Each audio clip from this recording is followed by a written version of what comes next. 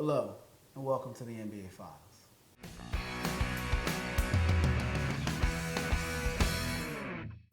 Hello, everybody, and welcome to another edition of the NBA Files. As always, I'm Kwame Fisher-Jones, joined by my co-host of Associate Editor of Liberty Ballers and co-host for the BS line, Roy Burton. We're in a new vicinity here, just temporarily, but same old topic, same old personality, same old passion. And let's open up with the passionate, newly acquired Kevin Durant of the Golden State Warriors. Welcome to the Bay, Kevin Durant.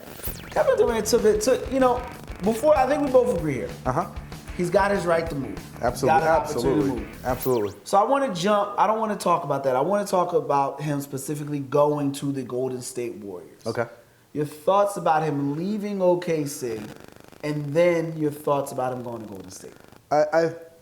Personally, I wanted to see him stay in Oklahoma City because I thought they had 1 year. It was going to be an interesting year after adding Oladipo to that mix. You have Oladipo with Westbrook, with Durant. 8 years in, nothing but now you have Oladipo in that mix, and this was a team that was up 3-1 on the Warriors this season in the Western Conference Finals. So adding another option in Oladipo, I just wanted to selfishly, I wanted to see that one more time. Why?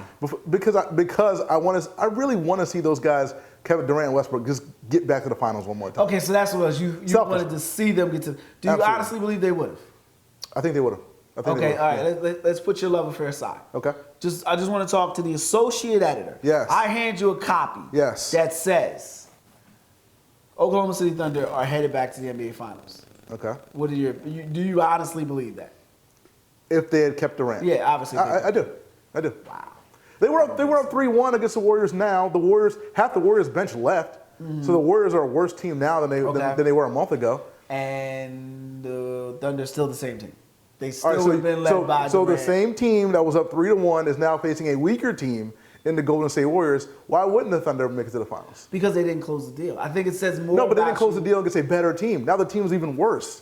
Now you have to close the deal when half the Warriors bench is gone. The first year they didn't close the deal, and he's always had the better team. He's always had the better team. He's had the sixth man, the best top 5 defensive player, the best top 5 All NBA player. He's had the better coach, the better. They've never gotten it done. All right, I'll defer that point to you. I'll defer on that point. But again, just selfish reasons, I would have liked to see this iteration of the Thunder one more time against the Warriors. Do you think it was a smart move for him to leave OKC? Not so much going to Golden State, just with dealing specifically with OKC. Do you think it was a smart move for him to leave OKC? Yeah. I mean, for Kevin Durant, he obviously doesn't care about his legacy. He wants to win a title. And if you want to win a title, go link up with the best team. I mean, if it's purely on, I want to add something to my resume, then why not join the Warriors? So why not go to Boston? Maybe Boston may not have the firepower, but they have a weaker conference, a weaker division, and the only obstacle in your way there that we can see right now is Cleveland. But if you join the Warriors, what is your obstacle in the Western Conference? You have none. There is none. There is none anymore. We disagree there, but I'm trying to think of other feasible places for him to go because I don't have a problem with him leaving, but I think the destination was flawed. It was flawed because why? They gutted the Warriors for him to get there. Agreed. All right, but what he makes them stronger at, they were already strong. They were already the strongest. If they're not number 1, they were 1B. Right. And their best player, not scorer, not flash, but their best player is now being asked to take a step back. I don't think that's a good move. I think that's a bad basketball. But when I look at OKC and what decision he's looking or what impacts his decision, I don't see what made him want to leave. He's not going to get a better team than what he got.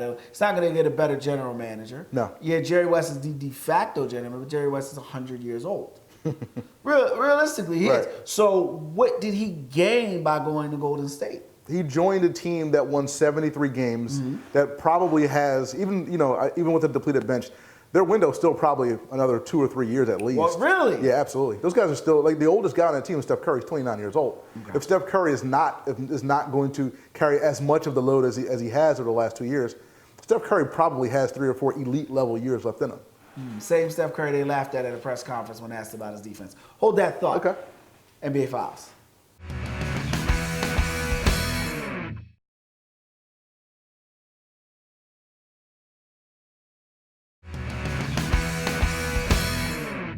Welcome back to the NBA Files. Roy Burton, Kwame Fisher-Jones, and we're going to pick up right where we left off, talking about Kevin Durant's move to the Bay Area, joining the evil empire known as the Golden State Warriors, because they're the evil empire now. I don't think they're the Yankees. They're the Yankees now, man. They are. They really are. So are they more of the evil empire than the Knicks when they tallied everybody, or the Spurs when they go out and get LaMarcus? No, Aldridge? you saw the sentiment turning the other way on the Golden State Warriors before they got to the finals this year, before Draymond Green started accidentally hitting people in the nether regions. And now you add another guy in Kevin Durant. I mean, that just makes them the team that everybody wants to hate now. I'm telling you it is, man. I understood why everybody hated Miami, because LeBron is the guy that has had it all, and people were wanting to see him fail. I don't understand why you hate the Golden State Warriors. They're not the best basketball team. We disagree there, but I don't think they're the best basketball team. Okay. And I can give you 7 different reasons on the court why I don't think this will work, but I don't think the basketball gods. Miami didn't win it. Mm-hmm. Wilt goes to LA, they don't win. Right. It doesn't just, you don't just add a player and start. Yeah, that doesn't happen. Like, you have to kind of work through the chemistry in order to make it work. Exactly. No. And let me just throw this caveat in there, because I've hinted it before, and I want to get your feedback. Yeah. He now pushes everybody back.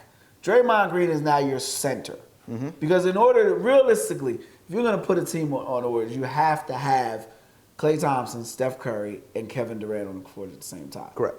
And if you're doing that, you have to have somebody on the court whose job it is to make this pass. Because you got 3 guys whose first instinct is to shoot. Correct. So you have to have somebody on the court that's going to think this, and that's not Draymond Green. If you want to beat the Warriors, you want Draymond Green to be that guy. So realistically, Draymond Green is going to be your center, because there's not going to be anybody, and Bogut's gone. So he's going to be your big. So now your biggest player, the guy you're going to pull on to provide your post presence, 6'7", 6'8", unathletic. Yeah.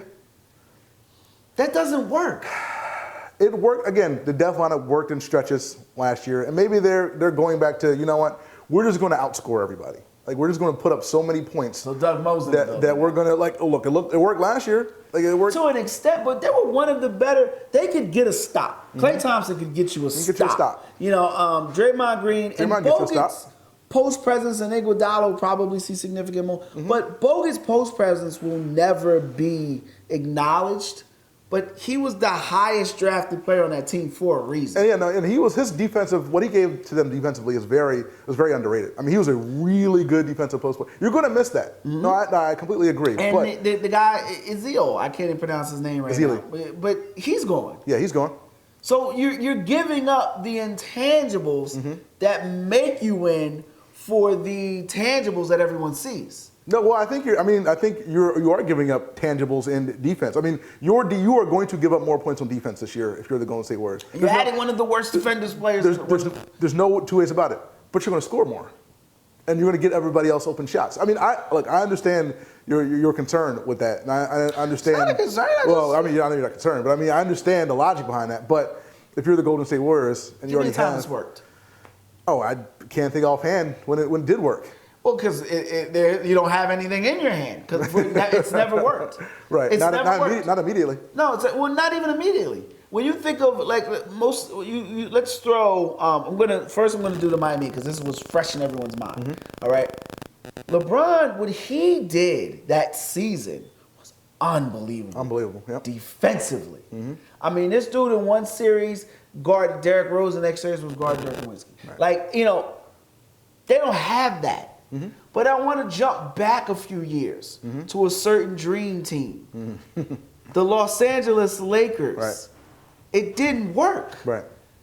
And these were guys who played both sides. And, people hate Shaq, and Shaq didn't give you enough. Look, dude played, he's got, 4 rings, 5 rings? Shaq 4, yeah. 4 rings. He's played in 6 NBA finals. I may be shorting him one. Right. I think he had a pretty good career. I think he delivered. Very good career, yeah. Kobe, we all know, gave you maximum effort on both sides. Karl Malone was always one of the league's top defenders. Gary Payton was known as being a defensive player. Right. It didn't work. And they were good on both sides of the court. Right. You're adding a guy that really doesn't even need to cross half court. He doesn't even need to cross half court. Yeah. NBA Files.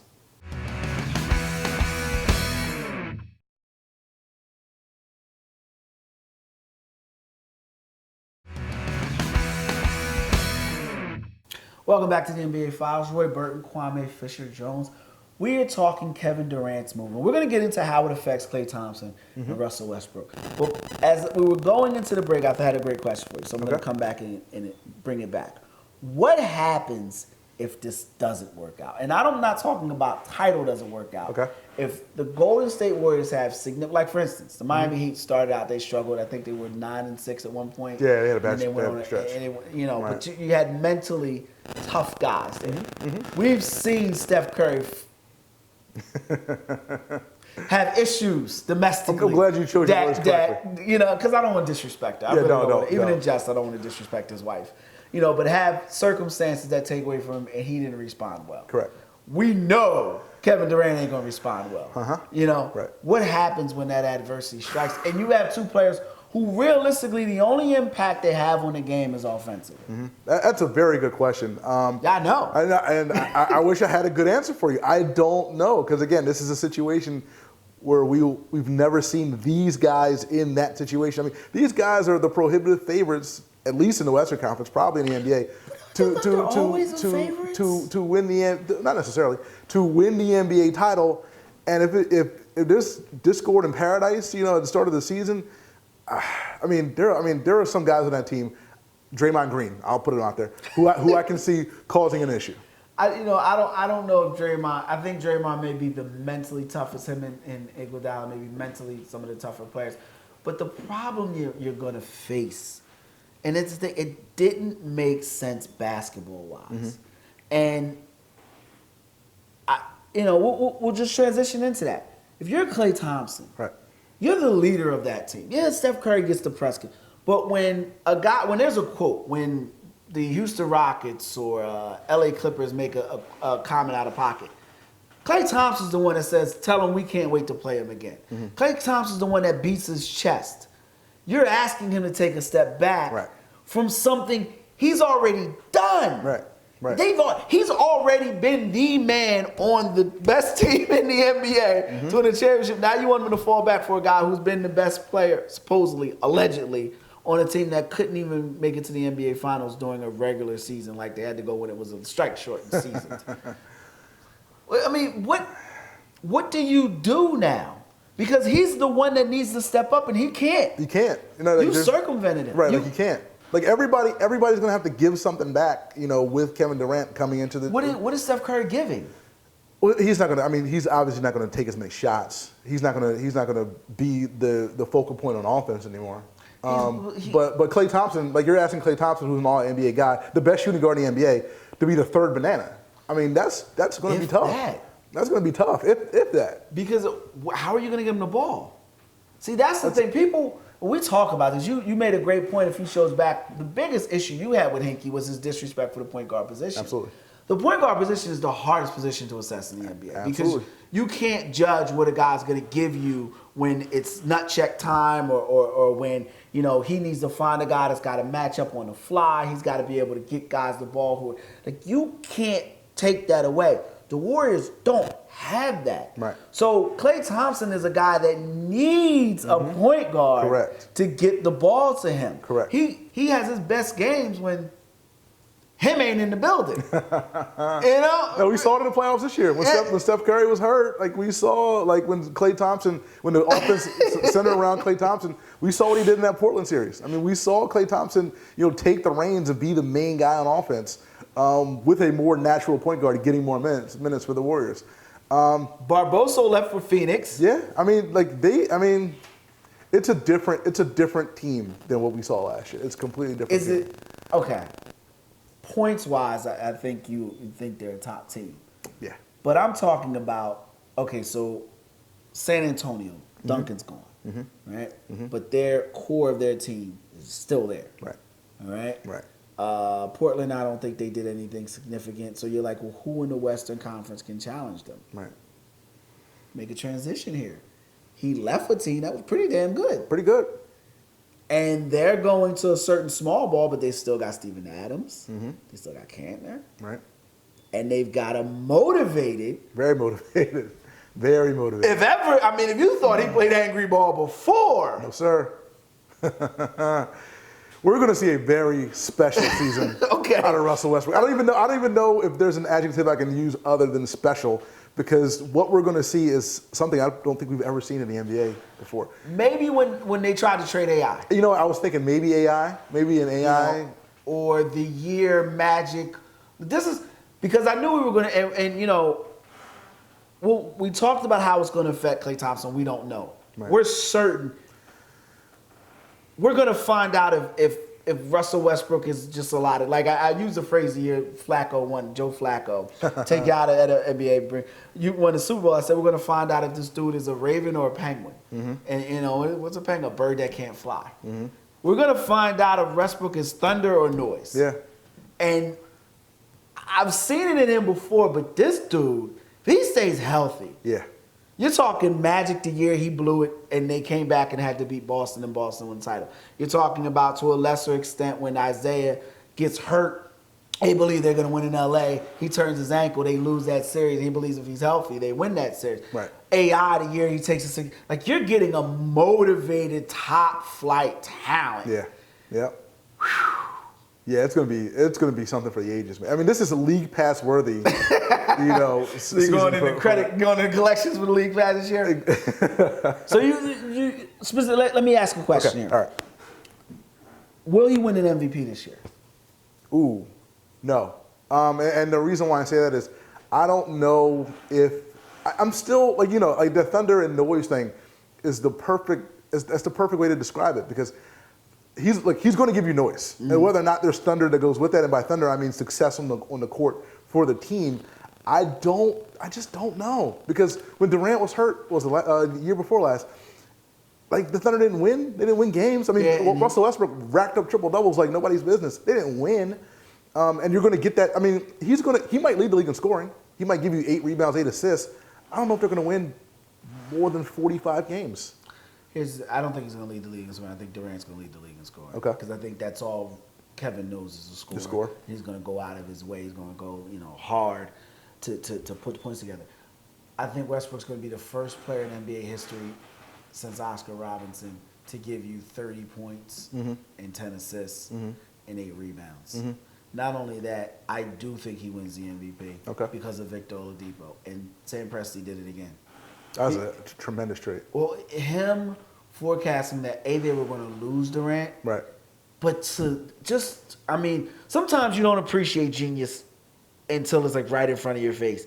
But to look at the NBA and say, okay, everybody that's successful the last few years is going small ball. Right. Even Miami to an extent, because LeBron is a perimeter-oriented player. I need a guy that can defend and is athletic enough to get in a break, but doesn't need the ball to be effective offensively. Right. Larry Brown. You had a guy in Allen Iverson who needed the ball. You needed a guy who didn't need the ball to score to be effective. I don't know, Antoine Jameson would have been perfect. That always bothered me. But he goes out and he gets Oladipo. Yeah. Doesn't need the ball to score. Is athletic, can defend multiple positions. Perfect compliment to Russell Westbrook, which is why I wanted to see all 3 of those guys together. No, I'm glad they got rid of Durant. He's the weak link. And I'm going through my head, like, where in history have we seen a guy who was already a Hall of Famer take it next level? I couldn't think of basketball. But then I thought about the NFL. Okay. Sterling Sharp. Hall of Fame wide receiver. Let me take because there's a guy in the corner that has no idea what I'm talking about. Sterling Sharp was a wide receiver, and Brandon Marshall. Brandon Marshall has no idea who Sterling Sharp was. Sterling Sharp was a Hall of Fame wide receiver for the Green Bay Packers. Played with Don Majkowski, who was your local Rite Aid guy. Yeah, he worked Monday through Friday, and then on Sundays when he played football. He was a quarterback for Green Bay Packers. They got this monster from the Atlanta Falcons named Brett Favre. And when Brett Favre would get in trouble, he would literally just throw the ball up. Sterling Sharp would make plays. Sterling Sharp gets hurt. His career's over. Everybody says, oh my God, what's going to happen to Brett Favre? What are you going to do? That's a security blanket. This dude took off. Russell just lost his security blanket. So now he's going to be accountable for everything he does. Yep. So that focus is going to be linear now. Now he's going to know, okay, I can't take 17 shots to piss off Skip Bayless for not giving the ball to Kevin Durant. Right. I got to make sure I get Cantor involved. I got to make sure I get Adams involved. I got to make sure Oladipo gets touches. Right. You know what I mean? Right. All right, Damian Lillard's hot. Let me guard him, coach. Right. Like this dude is, and you know, they're talking about he may be traded. There's one guy who I don't think is thinking about leaving right now. Is all he's focused on is basketball. Yeah, I agree. It's like the scene in Cape Fear. And we'll push to the break. When we come back, we'll transition. But I just want to close this. It's like Robert De Niro in Cape Fear. Mm-hmm. He's doing the push-ups. That's Russell Westbrook right now. He's in a dark room in Compton, or on the edges of Compton. Yes. Inglewood, just really where his, but he's doing push-ups right now in a dark room with Kevin Durant's poster in front of him. Traitor. Betrayer, backstabber. Getting ready for what's going to be an amazing season. It's going to be amazing. All right, so when we come back, we're going to talk more NBA, but bad comments and bad moves. What the hell is Eric Gordon and Harrison Barnes doing, being go-to guys? NBA Files.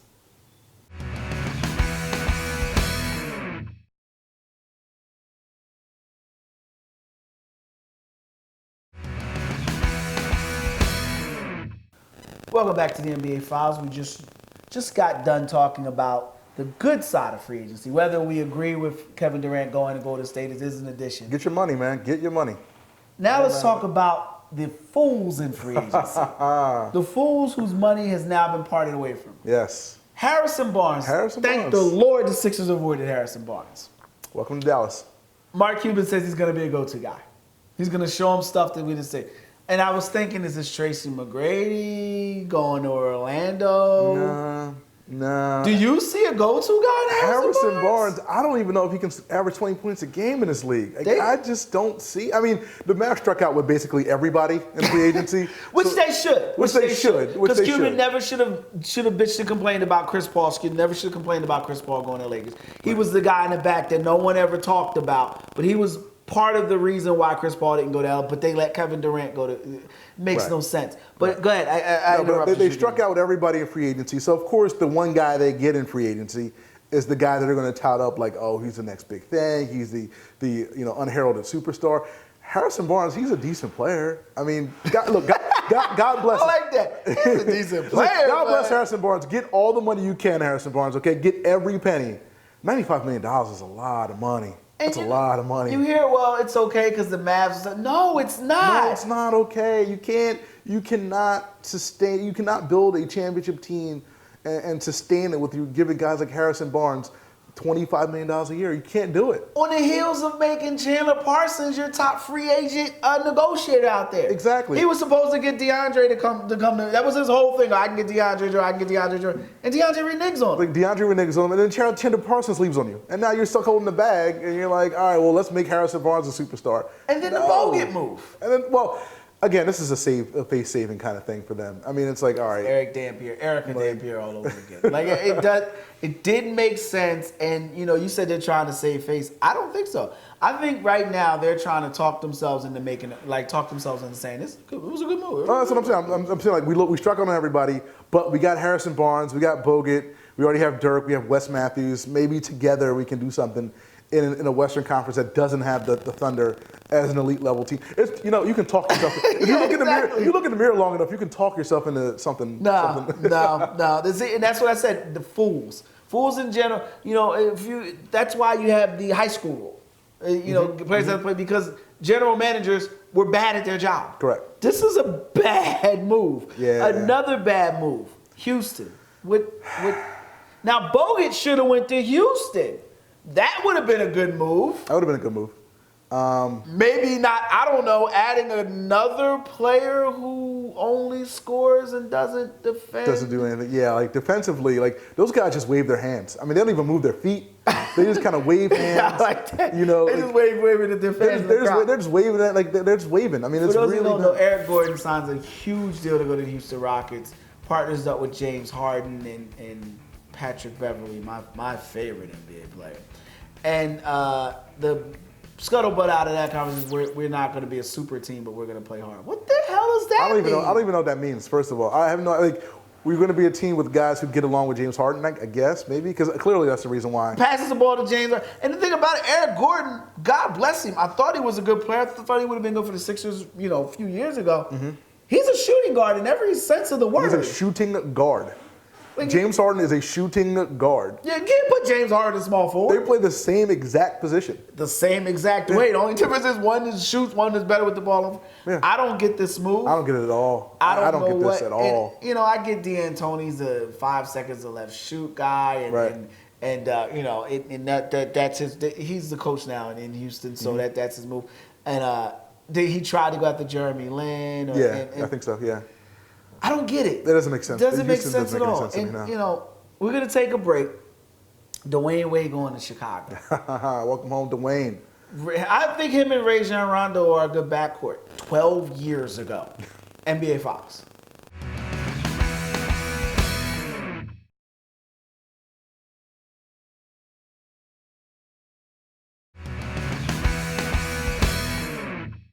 Welcome back to the NBA Files.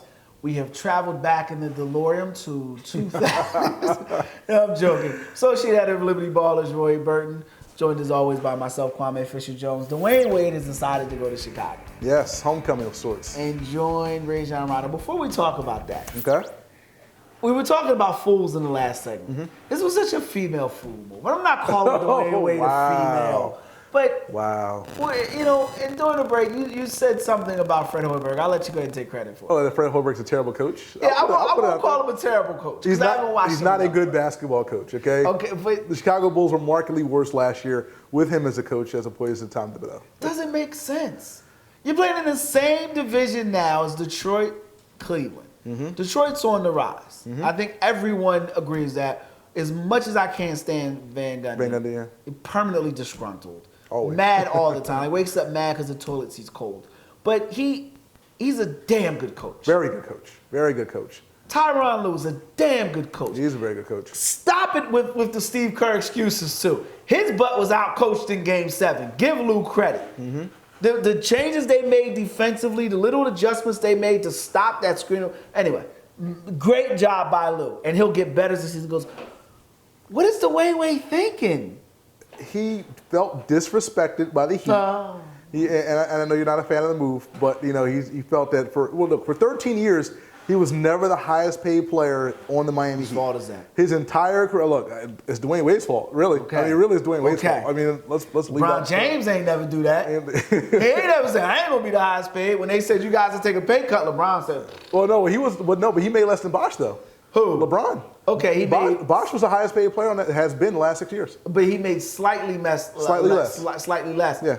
Dwayne Wade took a major pay cut. He took multiple pay cuts. Yeah.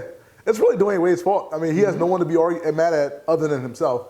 And then when Pat Riley came in with the low ball offer again, he was like, you know what? I'm tired of this. So now, because we ain't gonna win the title anyway. Exactly. I want the most money. I got my 3 rings. I'm good. My legacy is already cemented. Let me go home. And I don't think it is. And we talked about that. I don't think it is. You don't think it is? I loved him. God, I love Dwayne Wade. And I loved him coming out of Marquette.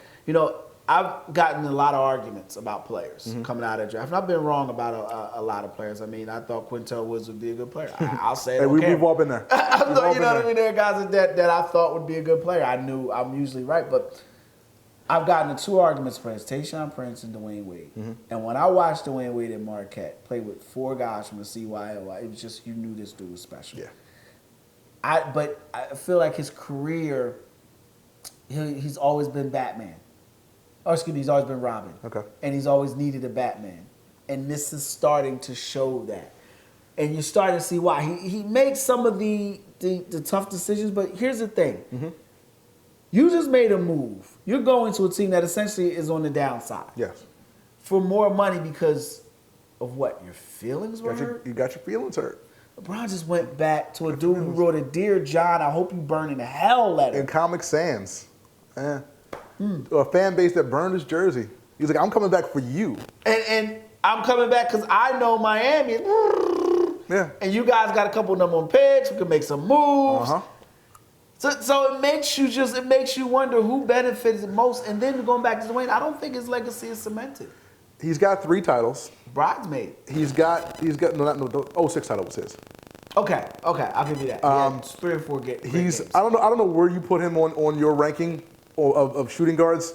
he's top 10 in everybody's all time. Yeah, in top 10 at the shooting guard spot. Yeah. So, but he was top 5 before. Oh, so I'm just saying, top 10 shooting guard of all time, first ballot Hall of Famer, 3 rings. I mean, I think his legacy is pretty solid. It could be better. He's leaving stuff on the table. Sort of AI style. He's leaving stuff on the table. Okay. And this move confirms to me. You know, and I don't know if Indiana offered him anything. I don't think they did. But why not Indiana? I mean, in terms of basketball fit, yes. That would have made more sense. Maybe not even Indiana. Why not LA? Maybe they didn't offer him anything. I would imagine they Get on line one. This isn't a business, man. You're a business, man. Market yourself. They spent too much money on Mozgov. I mean, they were already tapped. Exactly. So you used to taking pay cuts to crappy players. It was like they spent all this money on Mozgov and Deng. Shout out Chris Bosh, NBA Files.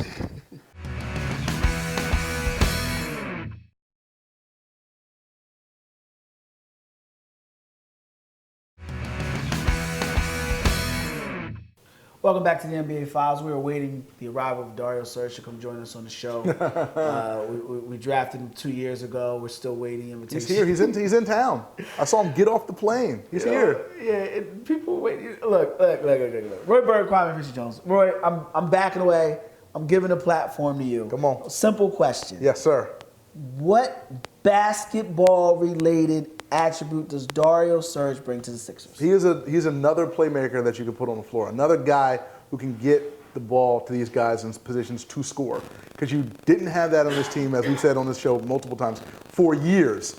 Now you probably have at least 2 guys, at least 2 big men who can do this.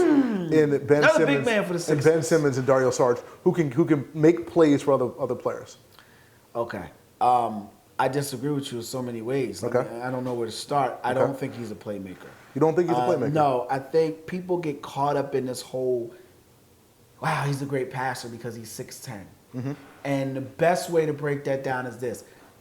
Chris Webber was a great passer. Mm-hmm.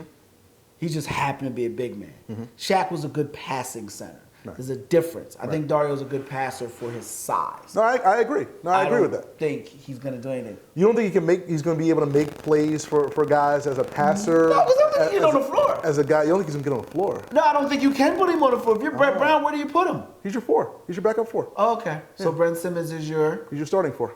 Okay. So Dario's going to play what? Minutes? Yeah. 15, 18? 15, 18 minutes a game. Mm-hmm. You think he's going to impact? Absolutely. No, I don't Absolutely. think. Okay, let's say he played. Let's space it under that 15, 18 minutes. He's going to play your back and forth. So you're going to sit Ben Simmons for 18 minutes a game.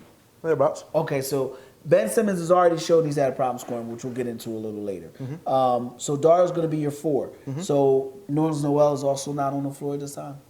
When Dario's on the floor, it depends on the lineup. He might be your 5. Okay.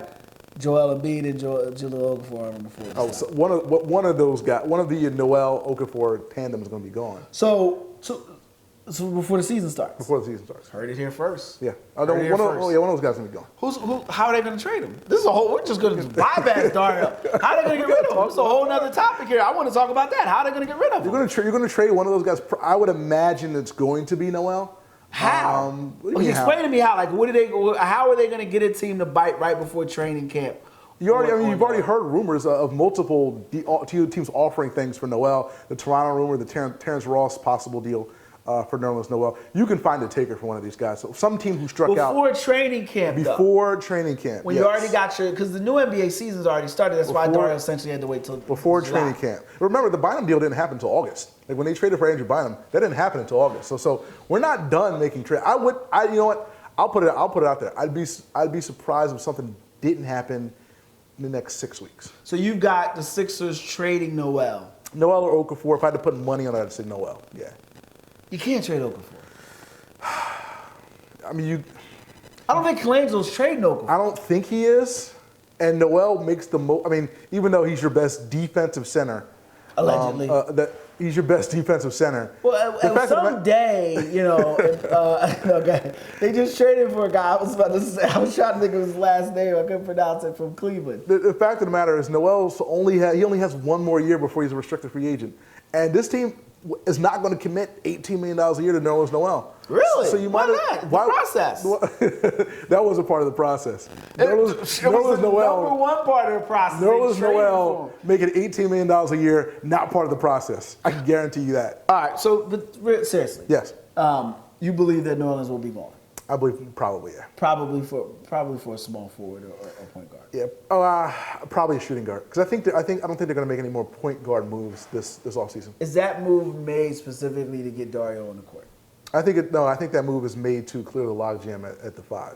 Because you still have problems. Even if you trade Nolan, you still have Okafor, you still have Embiid, who play relatively, you can interchangeable 4 and 5, and you've got Simmons, who is going to be your 3 more than likely as time goes on.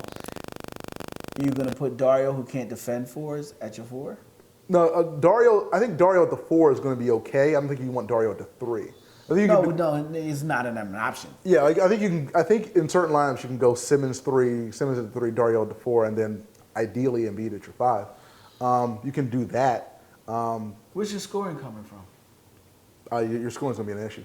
That's why I think they're going to keep Okafor, because somebody has to put the ball in the basket. So if you keep Okafor, now you got Simmons at the 2. No, you have Okafor. Okafor's your 5. So okay, all right, we're all over the place. NBA Finals.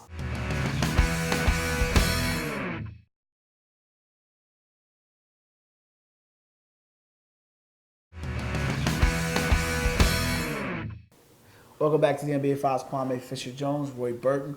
All right, you threw a curveball. I didn't mean to throw the curveball at you. I know the one I could handle. I mean, I know it's baseball season, but I didn't want to. I don't want to throw that curveball at you during the basketball talk. All right, share with the people what you just. And Roy Burton is giving you breaking news. I'm telling you, this is how it's going to Noel go down. is out of here, but here's what's got me bugging. Joel Embiid will not be your starting center at Game 1 of the 2016-2017 NBA season. Will not happen. Okay. Will not happen. What game do you think the ish hits the fan and they have to start him for fear of him Charles Haleying the building? For those who don't know who Charles Haley is, he peed in his coach's car. Allegedly. No, he admitted to it. He parked in handicapped parking spots. He threatened secretaries because he didn't want to be with the 49ers anymore. Who's yours? You probably get away with it probably the first of the year. If you get the January 1st, you can probably play Okafor if he's the guy. You can probably have Okafor be your starting center until Okafor is the guy. Yeah, I got to call parallels because we got to get our popcorn. I'm telling you, because Joel Embiid, he's not going to be your starting center. He's probably not going to play back-to-backs early on. Like they're going to bring this dude along. That's what they're going to do? They're going to play the whole injury? They're going to play the whole, ease this man back in because he hasn't played basketball in 2.5 years. You're asking me what's going to happen? No, I'm saying because it's news to me. happen. Here's why: you're connected. Like you have people that talk to Sixers are intertwined daily. Mm-hmm. I'm more sitting back from a basketball viewpoint, going off of what I've read, researched, and also my experience with the person and what I've heard. And everybody that is close or that knows Joel Embiid, this is not a dude that's gonna take lightly. Mm-hmm. To being told, yeah. He wanted to play in Vegas. Yeah. He told those guys every day. And I wanted him to play in Vegas. Like, Coach Pierce, can I play? Every single day. And they said no. Did he go to Vegas? He went to Vegas. He was in Vegas. Say it again for camera 3. They told Joel Embiid where he wasn't going to play in Vegas. Where did they tell him? What, that he wasn't going to play? Yeah, he was not going to play. They told him in Philly. And where did he show up? He showed up to Vegas. And what was he wearing when he showed up to Vegas? He was wearing his Adidas cutoff Sixers shorts and his He came dressed ready to play. He was ready to go. Philadelphia basketball right across the chest. And you're going to tell me that this dude is going to show up against, I don't know, let's say schedule comes out and they play OKC the first game. Okay. Or the Lakers where he wanted to go initially. You're telling me that he's going to say, okay, coach, I'll only play 20 minutes? I'm good. Well, he's going to say, coach, I can give you whatever. Brett Brown's going to say, you're going to get 18 to 20 and you're going to like it. This is not going to happen. This is going to be great. This is the conversation. That's what's going to happen. Now, what happens after the conversation? That's a totally different story. Okay, here, people, I don't like using unnamed sources, so I'm just going to put his name. Sagal Smith, I had him on 97.5 The Fanatic. Well, guess we were talking about Joel Embiid, and he said everything he hears about Joel Embiid is a big kid, likes to have fun, likes to get after it. but there's also a mean streak about him. Now, we talked about Dario Saric, right? Mm-hmm. One thing about Dario that everybody that I've read, and I love reading this, is that he's competitive. And when you watch him play, he's a physical, tough guy. He's not going to back down player. Yeah. We don't hear that about Ben Simmons. We don't. We know Jalil is competitive. Everyone says Jalil is competitive, and we're hearing more that he may be a little bit, he may have a little bit of that. I don't want to say diva, but that high maintenance quality. Yeah. But we ain't hearing competitive and tough. We hear that about two guys who are ready to play, and you're telling me that those two guys aren't going to be your starters? Nope, not going to start. We got a problem in paradise then. Because the guys that you have starting the scouting, at some point I went to Sixers to get a guy whose scouting report starts off with competitive fire, but you're building around a guy that willingly sat out in a summer league game for guys and pushing guys to the side that want to play, who have missed out. How are you selling that to your players? How are you selling? Hold that thought. Okay. NBA Files.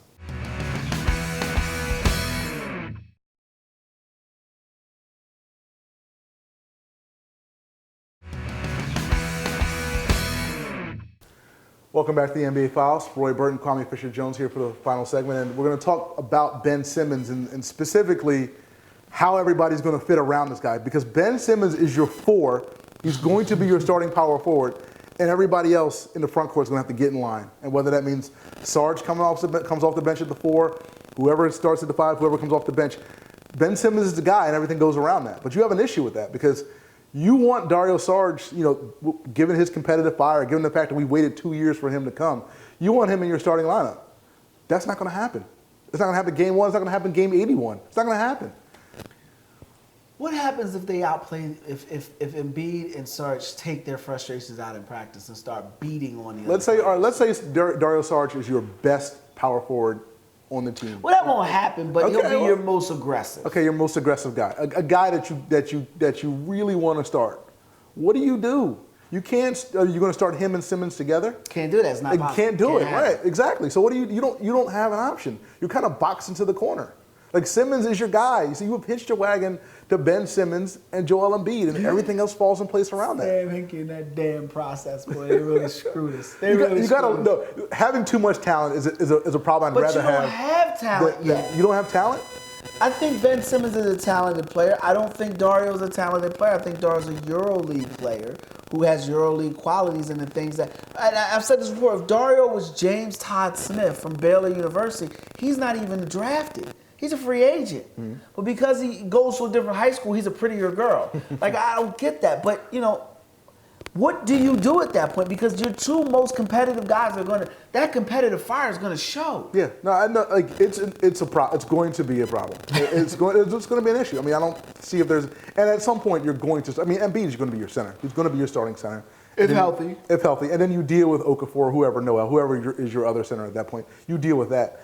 And then you just got to find a way to fit Dario Saric in as your 6th man, as your guy who gets close to starters level of minutes but not be your starter. I mean that's just the way you have to work around it. Didn't he say he's not coming here to sit the bench? Nah, that was a rumor. That's not true. I think he's ready. I think at least initially. That's a rumor. I think at least initially he'll be okay with coming off the bench. It's not one of those old interviewing tricks where he didn't say it, his friend said it, but his friend is closely connected to him, so his friend can tell you what he was thinking. Someone close to Sarge, yeah. I don't think it was one of those deals. Look, I believe that the Sixers are in transition, and I believe you got to put the players in the gladiator pit and let them figure it out. But I also believe with what you're saying that you can't start these guys, but you got a problem.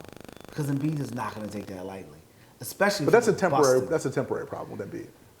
That's it for this edition of NBA Files. Make sure you check us out on Channel 22 if you're in Cumberland and Atlantic counties every Tuesday at 10 p.m. Come back to the website, thenbafiles.com, to see some unseen footage that didn't make it on television. For Roy Burton, Kwame Fisher-Jones, as always, we appreciate your time. And be easy.